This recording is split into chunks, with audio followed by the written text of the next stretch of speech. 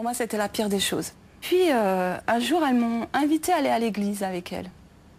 J'ai dit, de toute façon, j'ai rien à perdre, je vais voir ce que c'est. J'ai entendu des témoignages de conversion. J'avais 19 ans et déjà, j'étais fatiguée, j'étais chargée. Et j'avais l'impression que je tournais en rond et que je ne trouvais pas de sortie, en fait. C'est comme si Dieu m'avait tendu la main et qu'il m'a dit, moi, je te propose une sortie à ce trou noir dans lequel tu es. Par le biais du christianisme. Par le biais du christianisme. Ta famille, comment elle a accueilli cette nouvelle? Mon père, il dit, ça y est, on est 6 filles et 3 garçons, et elles vont tout y passer. Toi, je crois que ton parcours est un peu différent. Oui. Raconte-moi. Alors moi, je suis d'origine algérienne, née donc dans une famille musulmane. On ne m'a pas donné le choix, et puis je vivais très bien.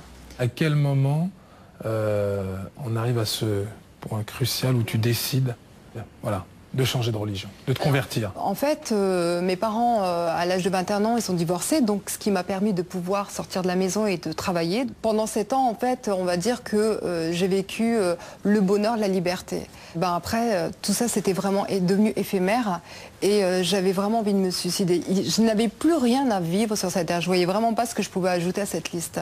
Et il y avait une chrétienne à mon travail, elle cherchait quelque chose dans son sac et jouait une Bible. Et j'étais vraiment très étonnée. Et donc, on a commencé à échanger toutes les deux. Elle m'a dit que Jésus a dit, moi je suis le chemin, la vie, la vérité, et nul ne va au Père que par moi. Et cette phrase, elle m'a bouleversée. Et ça a tout changé parce que quand j'ai lu cette histoire, j'ai compris que Jésus me redonnait une autre chance, que je pouvais en fait balayer toute ma vie passée et recommencer à zéro. Comment elle reçoit cette nouvelle, ta conversion, ta famille? Je lui ai dit, écoute maman, tu préfères que je sois prostituée ou que je suive Jésus? Et ma mère n'a pas voulu répondre à cette question, mais je l'ai harcelée. Et elle m'a dit, je préfère prostituée. Alors je sais que ma mère ne l'a pas dit de bon cœur, qu'elle n'y pense pas, mais c'est là où j'ai compris l'impact que ça avait. Et je comprends ma mère, je comprends tout à fait. Je sais qu'elle a été blessée, que c'était très difficile pour elle, parce qu'en fait ça représente la honte. C'est violent comme réponse. C'est très violent, mais je l'ai très bien compris. Dans ce que vous me racontez l'une et l'autre, j'ai l'impression qu'il y a plus un problème d'identité que de spiritualité. Pour qui? Pour vos familles, pour les autres. Pour les autres. On n'est plus dans la religion, là, on n'est plus dans la spiritualité. On n'est plus dans la... on n'est plus dans la religion, non. On est, Mais vous comprenez ça? Oui. En fait, c'est un package. C'est la religion, la nationalité, la culture, la tradition. Donc, en fait, quand vous changez, entre guillemets, de religion, eh bien, vous quittez tout ça à la fois. Et donc, pour eux, c'est très dur. Et puis, il y a aussi le regard des autres.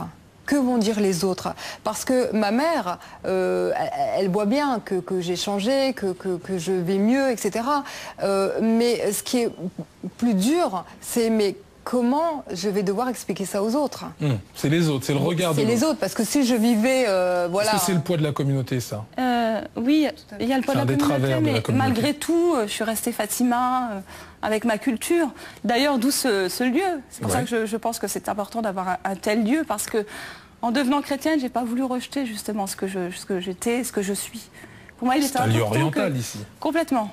Complètement, parce que voilà, il y a de très bonnes choses dans l'islam. Quand je quittais l'islam, j'ai emmené des choses avec toi? Oui, j'ai emmené des choses avec moi.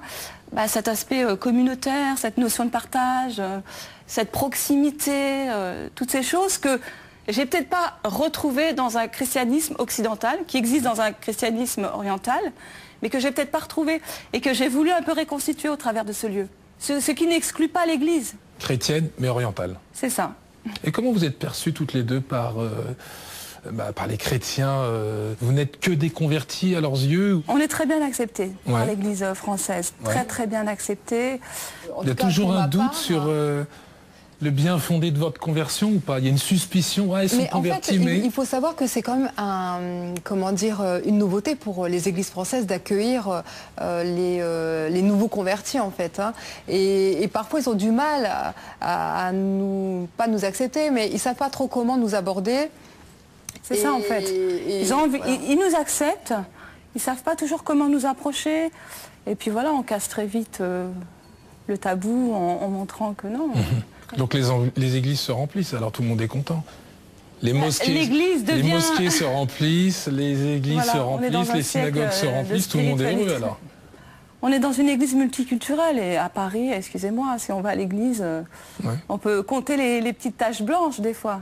C'est surtout des personnes africaines, antillaises et asiatiques, donc ça pose pas de problème. Bah, merci en tout cas. Merci aussi. Mesdames. لولا النعمة ما كنت أشوفك ولا كان ليا مكان في سماك